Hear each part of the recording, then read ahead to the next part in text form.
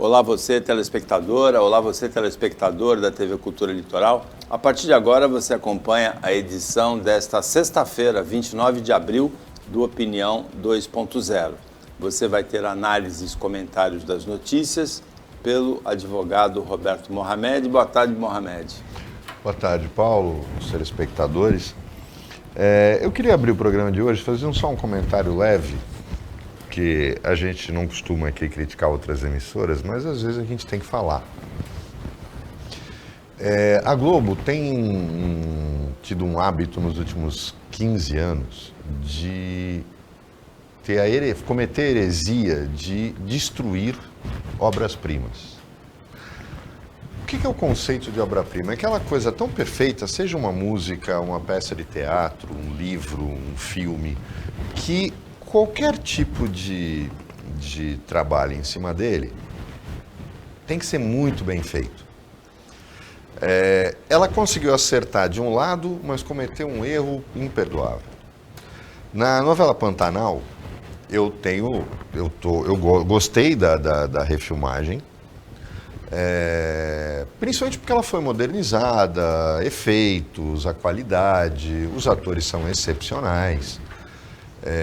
Embora alguns atores eu acho que não estão muito bem colocados, mas a novela não tem muito reparo para fazer.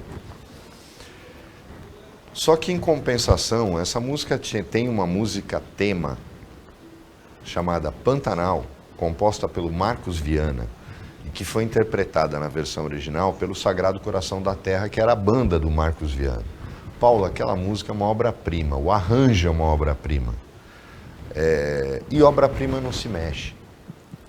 Ou então, se mexe com respeito, como a própria Globo está fazendo com a novela, que foi uma obra-prima feita pela Manchete. Colocaram a voz da Maria Bethânia, com um arranjo à la Globo, na verdade à la Globo de Ouro, para quem lembra disso, e destruíram uma obra-prima. Eu acho isso imperdoável. E o problema do monopólio, de você estar tão distante dos outros, é justamente esse. A Globo, ela conseguiu destruir uma obra-prima, que é a música tema da novela. E para quem tiver curiosidade, porque tem no Spotify, no Deezer, no iTunes, procura lá Sagrado Coração da Terra, Pantanal, e vai ver que está há anos-luz, uma versão feita na década de 80, há anos-luz daquilo que a Maria Bethânia conseguiu destruir na música tema desta nova novela, que merecia uma música tema interpretada, a reinterpretação, se eles quisessem. Eu acho que deveriam ter mantido a versão original, mas já que iam fazer algo diferente, deveriam ter respeitado, porque esta música é uma obra-prima de letra, música e arranjo. Ela não pode ser simplesmente revista da forma absurda que foi feita. Uma outra coisa, Paulo, que me chamou a atenção, eu não sei se o pessoal da técnica tem aí para colocar no ar. Quando nós trouxemos o Ciro Gomes aqui no programa, eu comecei falando que eu não conseguia entender quando ele está indo tão bem numa campanha e baixa o Exu cangaceiro nele e ele começa a dar respostas absurdas, um destempero verbal absurdo. Não é que o Exu cangaceiro apareceu, ele estava controlado até agora. E aqui ele falou que tinha aprendido a lição, exatamente, que não ia fazer mais só isso. Que o Exu cangaceiro se manifestou. Para quem viu na internet, ele chegando completamente destemperado.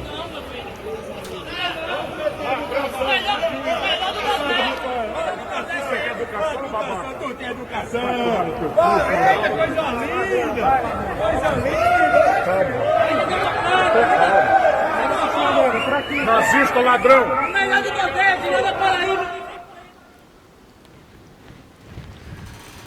Quer dizer, foi Ciro Gomes sendo Ciro Gomes, ele não mudou nada. Esse destempero não tem a menor necessidade, totalmente deslocado. Falou, foi extremamente agressivo. Você chega num lugar em que se monta uma claque contra você, você tem que estar preparado para enfrentar aquilo com classe. Senão ele se iguala àquilo que o Bolsonaro tem de pior.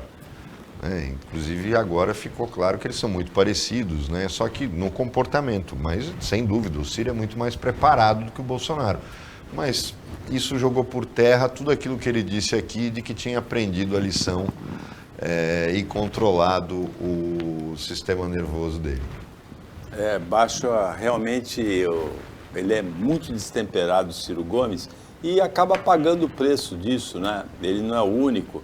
Eu lembro de uma campanha 40 anos atrás, em que o favorito era o empresário Antônio Hermílio de Moraes. Num debate ele levantou para agredir outro candidato, não lembro se era o Olavo Olavo Setúbal, não era. Em 86. Não, quando ele foi candidato em 86, era o Maluf, o Quércia. Ele levantou para agredir o Maluf. Isso, ele levantou para agredir o Maluf. E aí, depois que acabou a campanha... Aí ele perdeu para o Quércia, né? Mas o Antônio Hermílio acabou revelando que ele atendeu a um pedido do Sarney, saindo candidato, para bater no Maluf, para deixar o Quércia numa posição mais confortável, e o Quércia ganhou. Eu acho que o Quércia ganharia de qualquer maneira, porque a gente, para quem não lembra, a eleição de 86, que elegeu Mário Covas e Fernando Henrique para o Senado, com votações recordes, foi a eleição em que o MDB, na época, ganhou de ponta a ponta, por causa do Plano Cruzado. Era o efeito do Plano Cruzado, dos fiscais do Sarney... e aquilo teve um reflexo na eleição para logo depois, quando o plano começou a fazer água, já havia a onda que favoreceu o MDB nunca mais se repetiu. Mas esse tipo de destempero não tem lugar na política. O Antônio Hermílio largou a política, o Ciro insiste. Mas, infelizmente, eu acho que ele mostrou que ele continua o mesmo Ciro Gomes. Tem um outro episódio dessa campanha, de 86, foi um casamento de uma filha do Gastone Rigg, que era do PTB. O Antônio Hermílio era candidato pelo PTB e o Jânio Quadros era prefeito de São Paulo pelo PTB. E o Jânio fez algum pedido para participar da campanha do Antônio Hermílio, que não agradou o Antônio Hermílio, e ele levantou o Jânio Quadros na sacristia dos padrinhos e pregou ele na parede assim, porque ele era grandão e o Jânio pequenininho, né? Completamente destemperado também. Na política isso não dá certo, não. Né? Não tem como.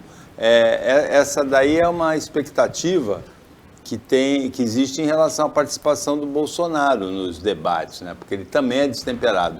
Só que o Bolsonaro tem uma militância de apoio que gosta desse destempero, né? Paulo, mas tem um detalhe. Eu já fiz essa previsão, posso quebrar a cara. Eu não acho que nem Bolsonaro, nem Lula participam dos debates no primeiro turno.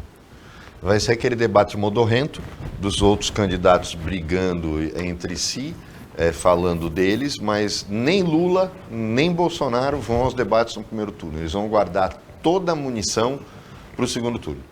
Eu tenho certeza, posso quebrar a cara, mas nem Lula, nem Bolsonaro vão nos debates de primeiro turno. A tua bola de cristal está bem transparente aí? Não é. A questão é muito simples, é uma questão de verificação, não tem nada a ver com bola de cristal. O Zaidan, no programa que nós fizemos com ele nessa semana, por sinal, um programa excepcional, ele colocou isso de uma forma bem clara. Ontem o próprio Datena falou disso no programa dele. Ele estava entrevistando uma deputada bolsonarista, não sei qual é, e ele fez esse comentário no ar e ele tem toda a razão. Não concordo muito com o Datena na maior parte das vezes, mas nesse ponto ele tem razão. A eleição, a campanha começa em julho e vai durar 90 dias. Você não consegue, em 3 meses, mudar esse quadro que está aí, a menos que acontecesse uma bomba. O que seria a bomba? Um escândalo inquestionável em relação ao Bolsonaro. Para o Lula, eu não consigo enxergar mais escândalo do que já foi a trajetória dele como prefeito. Mas digamos que apareça uma outra coisa em relação ao Lula. Ou, entre um outro candidato inesperado no jogo, que consiga mudar a balança. E até agora não apareceu ninguém, as vagas estão se fechando e eu acho muito difícil que a gente tenha algum candidato com esse potencial. Até porque, Paulo, que eu veja hoje, ninguém teria esse potencial. Nem Luciano Huck, ninguém teria o potencial para quebrar isso. Não existe um líder adormecido ou de fora. Um outsider que poderia entrar para mudar o jogo. Nós não temos isso. Nós não criamos novas lideranças. Todos os que tentam são políticos profissionais, políticos que não estão conseguindo furar essa barreira. Alguns até nem são inexpressivos, mas eles não conseguem furar a barreira desse duelo entre Bolsonaro e Lula. Então, eu não vejo outra saída. O segundo turno vai ser Bolsonaro e Lula. Ora, se o segundo turno já está garantido e o primeiro turno é meramente protocolar, para que, Paulo, que eu vou me expor num debate a ficar respondendo pergunta do Emael, a ficar respondendo pergunta do Ciro Gomes? Mas veja... é bobagem para os dois lados se expor a isso. Então, eu acredito que o debate sem eles não muda a configuração do jogo, ainda tem esse detalhe. O debate com a participação deles muda alguma coisa? Não. Pode mudar desfavoravelmente. O Bolsonaro vai pegar algum candidato, algum voto de centro que não é dele ou da rejeição que ele tem? Não. O Lula também não. Então, para que participar dos debates de primeiro turno? Se o segundo turno já está definido e o primeiro turno é meramente protocolar. Então, eu não vejo nas duas coordenações de campanha a vontade de participar de debate.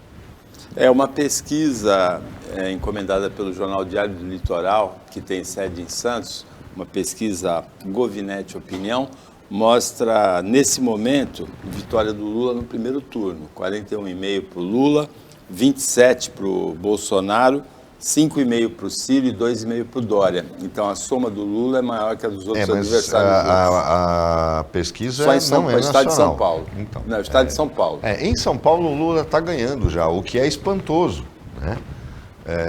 Se previa que o Bolsonaro fosse se posicionar melhor. Por isso que, inclusive, eu tenho uma previsão em relação ao governo do Estado que pouca gente tem levado a sério. Mas depois a gente vai ver, e que também não é bola de cristal.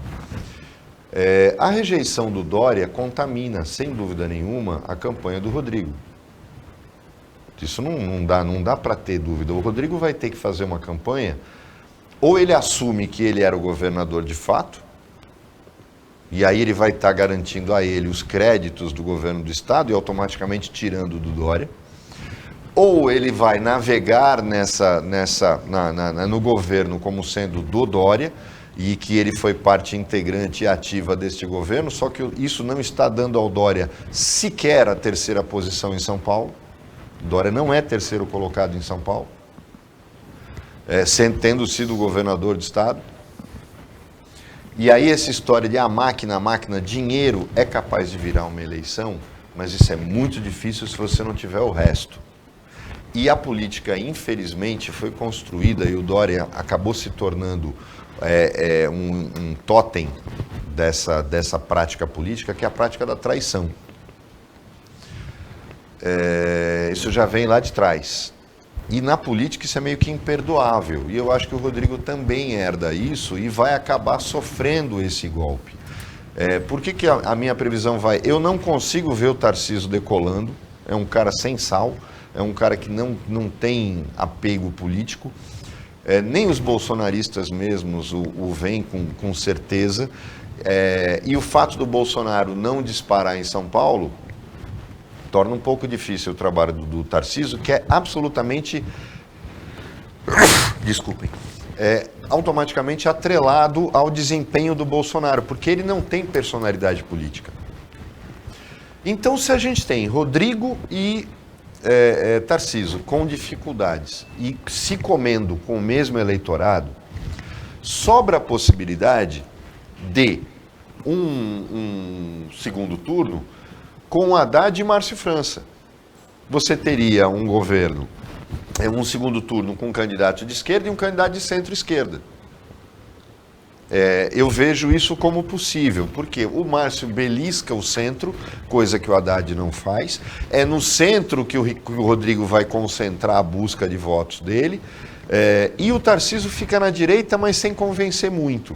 Então, há a possibilidade real de que essa história de que o segundo turno em São Paulo, porque a eleição para governador é diferente da eleição para presidente.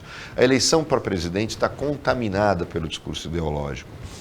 A campanha para governador, ela é muito mais efetiva. Por quê? Porque é o governador que governa como?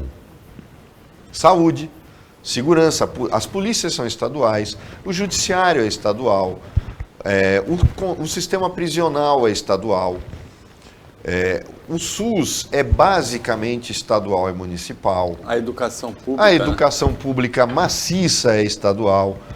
A maior universidade pública é estadual.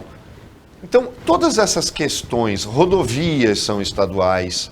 Então, todas essas questões que influenciam no nosso dia a dia são situações que só o governador resolve. O governo federal pode mandar verba, mas quem faz a obra é o governador. Quem lida diretamente com os prefeitos e, portanto, influencia a vida do dia a dia das pessoas é o governador de estado. Por isso que não é uma eleição onde a discussão ideológica predomina. A discussão ideológica predomina na eleição para presidente. Na para governador, não. Por isso a possibilidade de que a gente tenha um segundo turno na eleição para governador mais à esquerda, do centro para a esquerda, eu acho que é absolutamente viável. Ao contrário da presidencial, que na minha opinião está definida. Opinião volta depois do intervalo, que é rapidinho.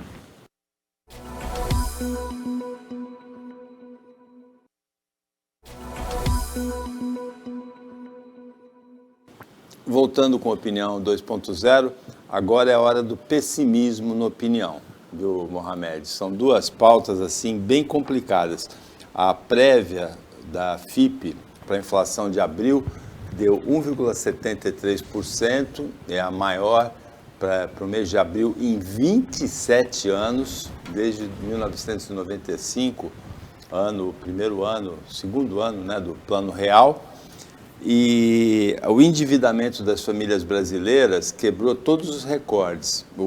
A gente tem duas estatísticas, uma do Banco Central, mostrando que 52% das famílias têm dívidas bancárias. Outra do Conselho Nacional de Prestação de Serviços, que 76,6% das famílias brasileiras têm dívidas ou contas atrasadas. A gente está vivendo um momento muito difícil no Brasil e essa volta da inflação é assustadora, o Paulo. Está sendo, inclusive, o grande mote dos petistas, o fato de que o Lula, mesmo pensando completamente diferente, para quem não lembra, o PT tentou sabotar o Plano Real, mas o manteve em essência. Né?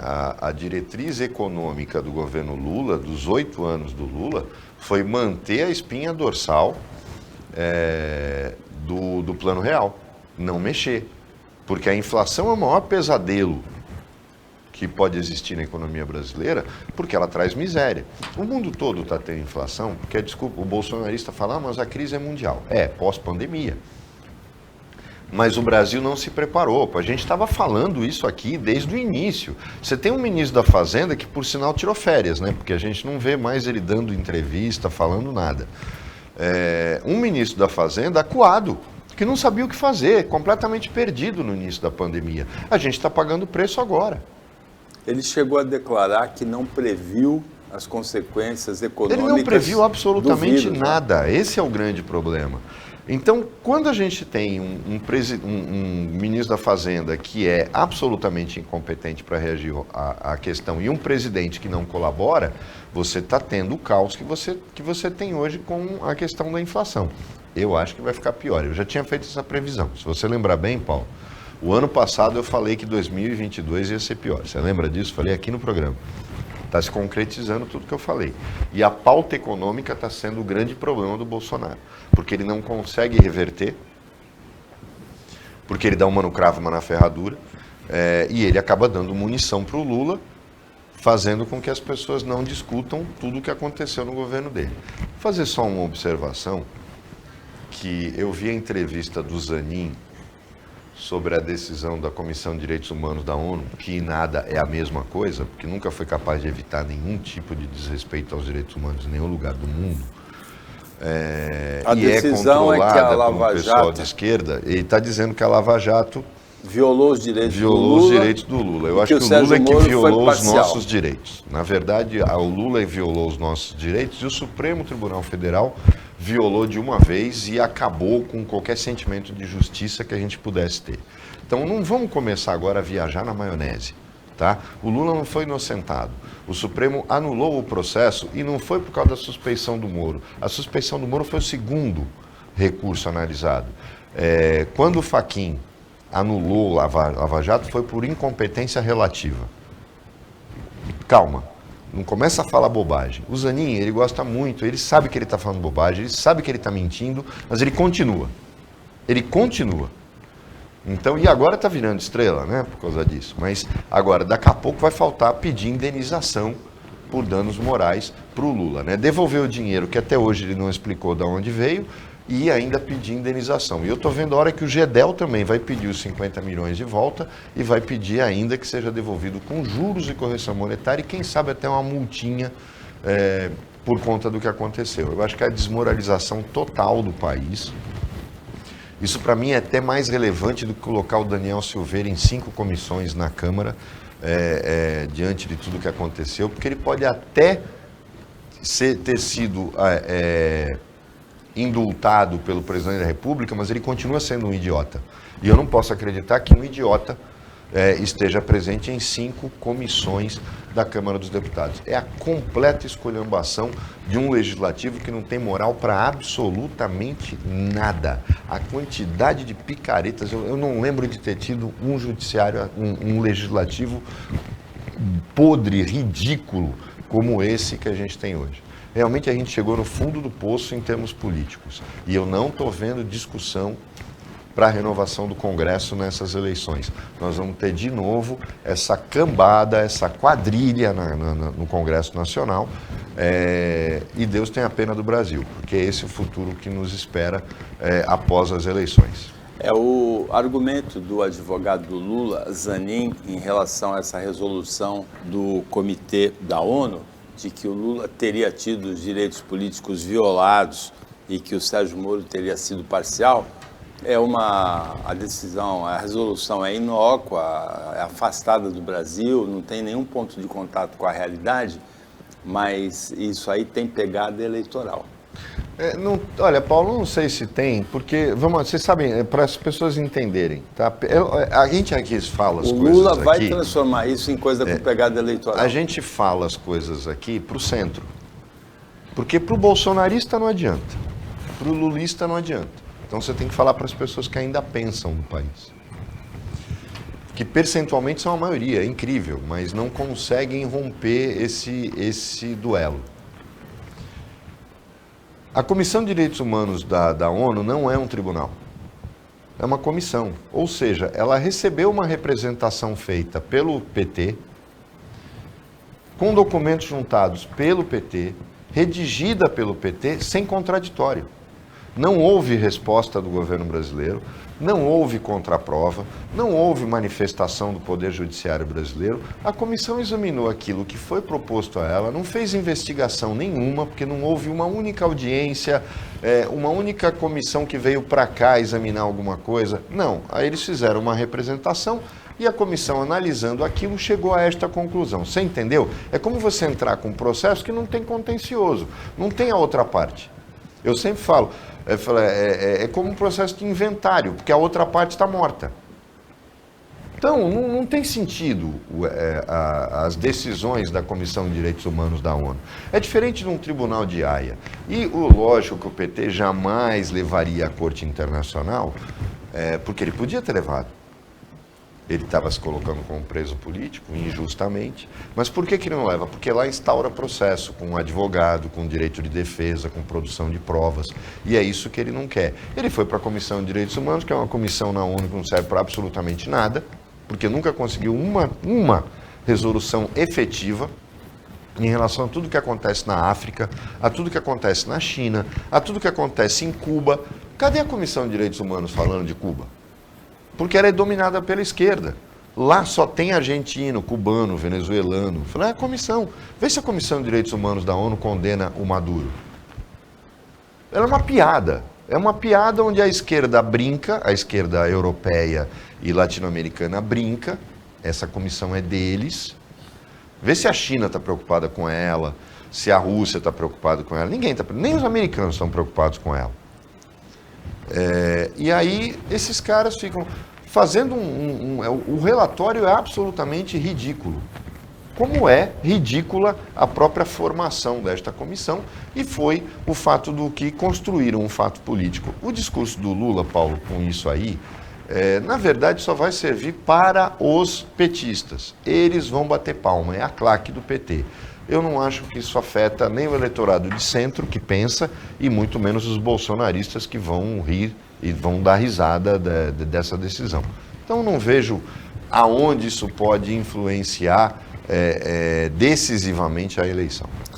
Mohamed, tem uma pauta local que é a seguinte: nós estamos em abril de 2022, quase maio, faltam um pouco mais de 7 anos para 2030. A ONU lançou as metas, os Objetivos de Desenvolvimento Sustentáveis para 2030, são 17 metas, e a Prefeitura de Santos mandou para a Câmara um documento nessa semana para viabilizar em Santos, olha lá, esses objetivos, esses 17 objetivos. Começa com erradicação da pobreza, tem energia limpa. A gente olha o cenário hoje, em Santos praticamente todas as marquises tem gente dormindo embaixo à noite. A frota de ônibus é movida a diesel, caminhões, automóveis com gasolina. Dá para acreditar, dá para sonhar com erradicação de pobreza e energia limpa em 7 anos e meio? Olha, Paulo, eu sonho com menos. Eu sonho com um prefeito que goste menos de ficar fazendo evento para ele postar no Instagram dele ou do resto do pessoal da prefeitura. Isso aí não serve para absolutamente nada. Tudo é irreal, todos os objetivos são impossíveis de serem alcançados. A maior parte, inclusive, não compete à cidade de Santos, sem apoio do governo do estado e da União Federal, não faz. É muito legal, tem, aí dá discurso, mas eu acho que o Rogério tinha que trabalhar mais e fazer menos eventos, se preocupar menos com rede social. Porque é isso que está acontecendo. Por exemplo, o Refis municipal foi para a Câmara, agora não foi aprovado ainda. Eu não sei o que a prefeitura está esperando, só que, com ou sem ordem do prefeito, os procuradores municipais estão assim alucinados. Entraram com petições em todas as execuções fiscais do Fórum da Fazenda em Santos, pedindo penhora online, pedindo prosseguimento. Por quê? Para garantir que esses processos andem antes do Refis. Olha como é imoral, olha como é indecente isso. Então, prefeito, trabalha mais. Em vez de ficar fazendo esse tipo de coisa que não serve para absolutamente nada, vai trabalhar. Chama os caras e pergunta, escuta, o que está acontecendo aqui? O que você está fazendo que eu não estou vendo? Prefeito, trabalhar, sabe? Agora, isso é muito legal, o senhor tirou foto, vai postar no Instagram, vai postar nas redes sociais da prefeitura, todo o seu staff vai postar também, aí vão escrever, aqui tem trabalho. Eu acho legal quando eles põem isso, aqui tem trabalho, é só reunião, é foto de evento, é foto de reunião. Agora, trabalho mesmo, pergunta pro pessoal da Campos Melo se tem trabalho lá na Campos Melo, no VLT. Pergunta para quem mora na orla da praia, se realmente tem a quantidade de mendigos dormindo no jardim, dormindo embaixo de qualquer marquise. Em vez de só fazer esse tipo de evento, conversa com o pessoal que usa ônibus, para ver se eles estão satisfeitos, prefeito. Ô, prefeito, acorda, vamos trabalhar, pô. Olha, uma outra pauta local é a do túnel do VLT, que é um problema crônico de drogadição, né, de também população de rua com risco. E parece que agora a prefeitura vai colocar barreiras, a prefeitura, a EMTU vão colocar barreiras para evitar a circulação de pedestres. Depois do intervalo, o Mohamed comenta.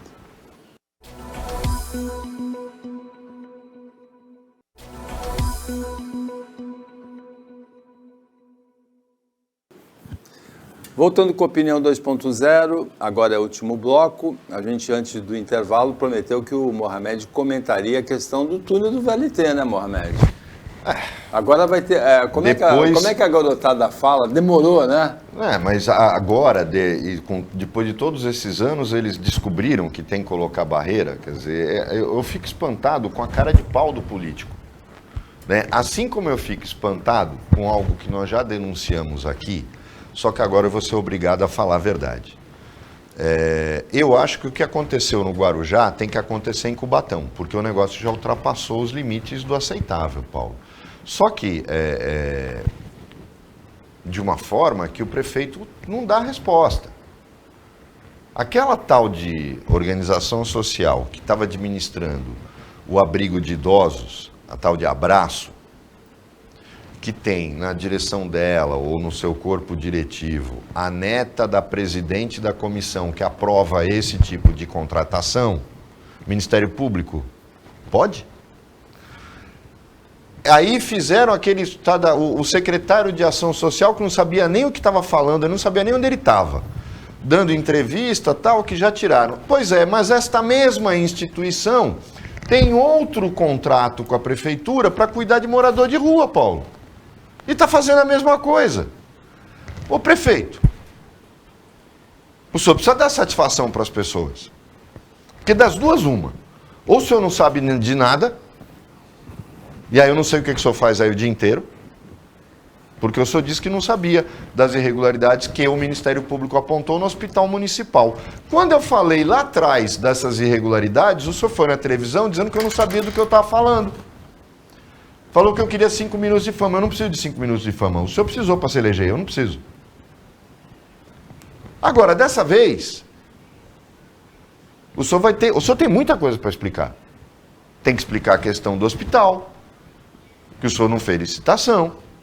O senhor tem que explicar como é que uma OS como essa, que fez empréstimo em nome dos idosos, agora está cuidando de morador de rua, os caras não têm o que comer. O prefeito explica isso. Explica porque tá ficando feio. Daqui a pouco, o senhor vai acabar passando pelo que passou o prefeito do Guarujá. Eu acho até que a sua sorte é que o Ministério Público em Cubatão é preguiçoso. Mas é brincadeira, é escandaloso o que o senhor está fazendo. Ou o que o senhor não está fazendo. E principalmente com duas populações que precisam de um mínimo de decência do poder público com elas. O morador de rua e o idoso. Respeito, prefeito. Respeito, prefeito. Olha, eu falo uma coisa aqui, embora eu não estou aqui justificando a corrupção. Mas roubar em estrada, em asfalto, é uma coisa. Agora, roubo, safadeza com idoso, com morador de rua, com saúde, com educação, cana. Cana porque o cara é safado. E cara safado não pode gerir dinheiro público. A entidade Abraço, então, ela saiu da atividade em que ela pegou... Não, ela fazia as duas. Rescindiram uma e a outra. Cadê? Teria que sair das Tem duas. que sair de tudo, ela tem que ser proibida de assinar contrato com o poder público. Ela não pode trabalhar, ela já mostrou que não tem condição de trabalhar. Os idosos foram retirados de lá e voltaram para a instituição antiga. Aí a gente tem que explicar o seguinte: por que tiraram da instituição antiga? Se ela tinha condição de abrigar as pessoas, para dar para uma outra instituição que foi vetada pelo corpo técnico da prefeitura. Sabe o corpo técnico, prefeito? Aquele funcionário concursado que o senhor não consegue pegar pelo pescoço? Pois é, prefeito. Eles disseram que não podia. Aí o senhor deu jeitinho com a curriola. Sabe a sua curriola? A curriola foi lá e resolveu. Que nem a curriola do hospital. Então agora o senhor vai ter que explicar. O senhor vai ter que explicar por que o senhor não toma providência. Saindo um pouco das pautas regionais, a diretora daquela escola em que houve acusação de maus tratos a crianças, bebês, né? Uma irmã já tinha sido presa e a outra irmã que estava foragida se entregou. A situação delas é difícil, né? Olha, é o tipo de assunto, Paulo, que não... eu fico espantado. Você se imagina na posição de um pai ou de uma mãe de uma criança que estava nessa escola? Por mais que eu queira lembrar do que aconteceu na escola base e achar que tem que ser investigado primeiro antes de se crucificar alguém, e eu acho que a escola base foi uma lição que a gente não aprendeu, Isso porque sem dúvida. Continua criticando e fazendo esse tipo de coisa. Julgando apressadamente, né? A história lá está muito esquisita, porque a mulher que filmou foi mandada embora e ela não denunciou quando aconteceu. Realmente tem uma coisa de arrumar a cena para fazer a foto ou para fazer o filme. Tem um negócio esquisito? Tem. Cheira mal? Cheira. Tem que apurar? Tem. Agora, eu acho que a polícia está demorando muito para apurar. Porque é só arrochar um pouquinho as outras testemunhas, os outros funcionários, tal, para se chegar em algum lugar. Porque é muito difícil você imaginar que uma dona de escola, Paulo, vá manter criança no banheiro amarrada. Aquela cena, às vezes o negócio é tão... Muita gente diz, às vezes o óbvio é que é o certo. Eu falei, mas está muito montado aquilo, está muito estranho aquilo. Eu acho que, para que não se repita o que aconteceu na escola base, por causa de uma mãe imbecil, porque a criança não falou, não mentiu. Ela deu a versão que ela queria dar, fez a denúncia e acabou com a vida daquelas pessoas. E o pior, né? Esta imbecil nunca pagou pelo que fez. Vamos primeiro ver aonde vai. Porque eu ia falar aqui, Paulo, aquela hora aqui, até onde vai a maldade humana. Ontem, na Globo, passou um filme que quem assistiu, ou viu pelo Netflix, ou viu pelo Now, ou viu pela Garota Exemplar, é uma mulher que tem tanto ódio do marido, tanta raiva do marido, ela construiu uma imagem de mulher exemplar e ela planejou ao longo do tempo dar sumiço nela mesma para que o marido fosse acusado de ter matado. É com Ben Affleck. O filme é fantástico. E aí, quando você pensa, isso é ficção, não é não. Tem gente ruim, tem gente má no mundo. E por que essa gente consegue as coisas? Quando você constrói uma história e fica repetindo, vai ter imbecil que acredita. E aí você destrói a reputação de alguém. É uma coisa inacreditável. Por isso que eu entendo gente que vive offline. E mesmo assim paga o pato. Eu parei há muito tempo de fazer comentário em postagem dos outros. Não faço. Porque sempre tem um idiota que distorce aquilo que você fala. E eu não vou ficar perdendo tempo batendo boca com idiota. Eu nos últimos anos, aprendi que você deve gastar o seu tempo com o que é relevante, não com o que é irrelevante. Agora, a quantidade de pessoas que destroem e atacam a reputação dos outros baseada em mentiras é uma coisa inacreditável. Ou mentira, sabe aquela história? Fulano, a pessoa passa com um carro importado, aí você, ao invés, olha e fala, pô, que legal, gostaria de ter um. Meu objetivo de vida é trabalhar para ter. Não, é aquele cara que olha e fala, desgraçado, tomara que bata no primeiro poste. Esse tipo de gente é que hoje se denomina influencer, que sai comentando em post dos outros, que distorce foto, edita vídeo, edita frases, atribui frases a pessoas que nunca disseram. É esse tipo de gente que hoje está no controle da internet. Então, com essa questão da escola, para que a gente não tenha uma nova escola base, eu acho que a polícia tinha que ter pressa, ligar, a pisar no acelerador e investigar o mais rápido possível. Porque a escola base só aconteceu por causa de uma mãe retardada e um delegado imbecil. Podem ter certeza disso. Se isso se repetir hoje, vai ser lamentável. Se a diretora fez isso, se a dona da escola é responsável, ela tem que ser punida. Porém, ninguém tem o direito de dizer que isso é certo, isso é certeza, porque essa história é muito esquisita. Tanto das fotos quanto das filmagens, aquilo parece cenário montado. É muito difícil imaginar que uma dona de escola vá trabalhar desse jeito, sabendo que hoje todo mundo tem um celular com câmera na mão, Paulo. O que me espanta é isso. Às vezes as pessoas acreditam, olha isso, tal. Peraí, será que o imbecil... Tudo bem, tem burro para fazer isso. Você não vê a PM? Bate nos caras no meio da rua, é violenta onde não deve, desnecessariamente, esquecendo que existe celular. Não, a PM, uma parte tem câmera no uniforme. Agora, né? Não tinha, agora. Falou, mas são as pessoas que filmam essa. Falou, mas o cara não sabia que poderia ter alguém filmando? É a mesma coisa lá.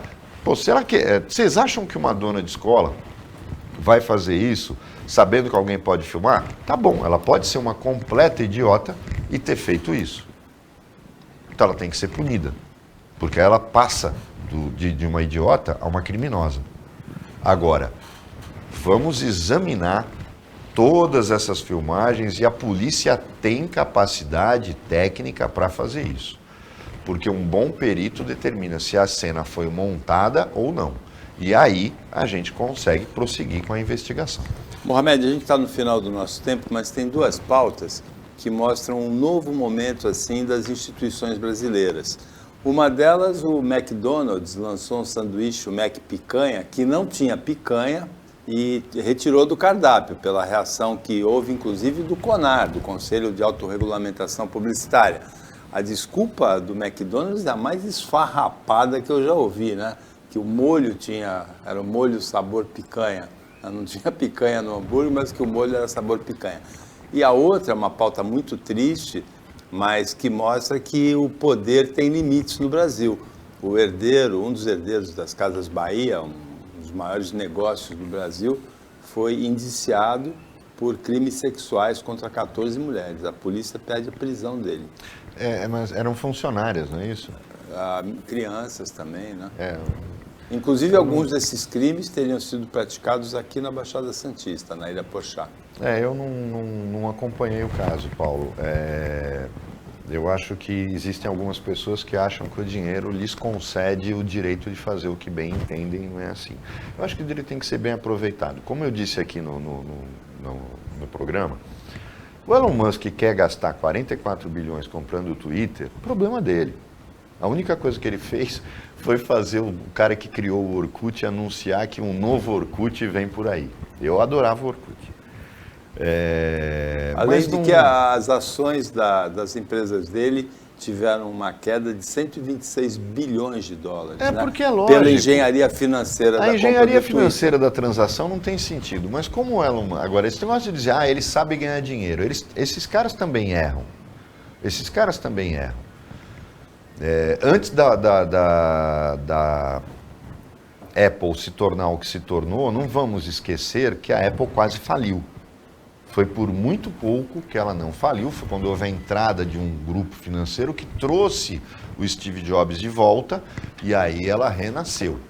Mas ela quase quebrou. Não pensem vocês que os grandes empresários não erram.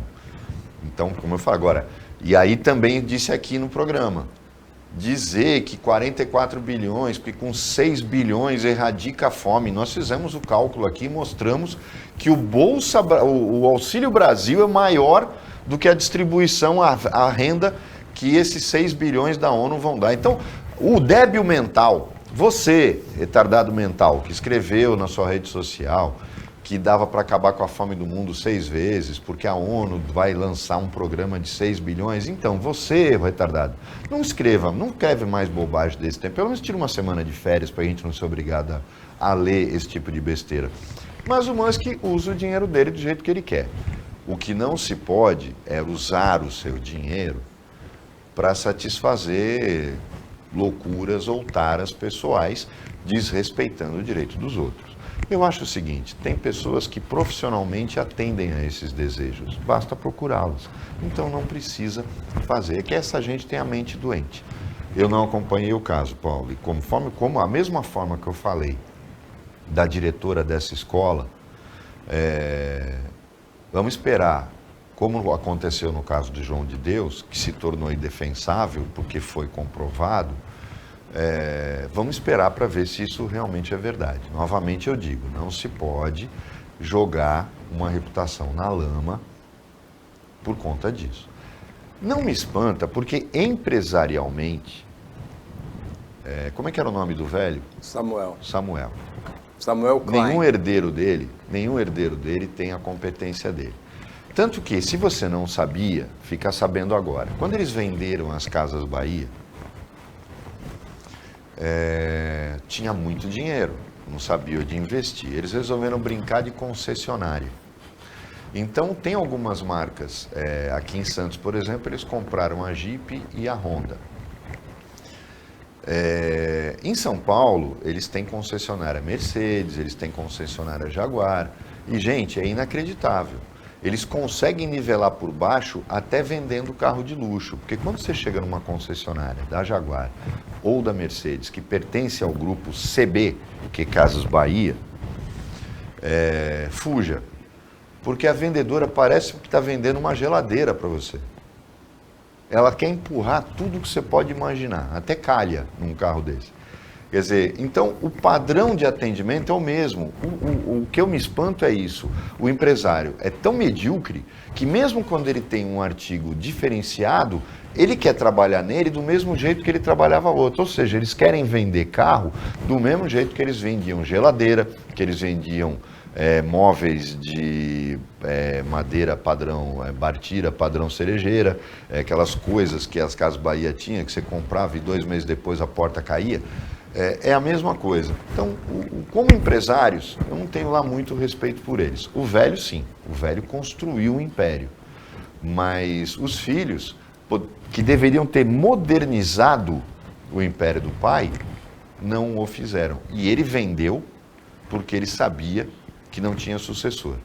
Uma situação muito parecida que a gente acompanhou de perto com uma emissora de TV aqui na Baixada. É triste quando o empresário fala, vou deixar para quem? Eu não tenho outra alternativa a não ser vender e aproveitar a minha velhice. É muito triste assistir esse tipo de coisa. O Opinião 2.0 desta sexta-feira chega ao final. Nós agradecemos a participação do Roberto Mohamed como comentarista, o trabalho da equipe técnica e de jornalismo do Sistema Costa Norte e a você que acompanhou a gente em mais essa edição. Até segunda-feira, nesse mesmo horário de 15 para 13h, 00h30 na representação e um ótimo final de semana para você que você merece.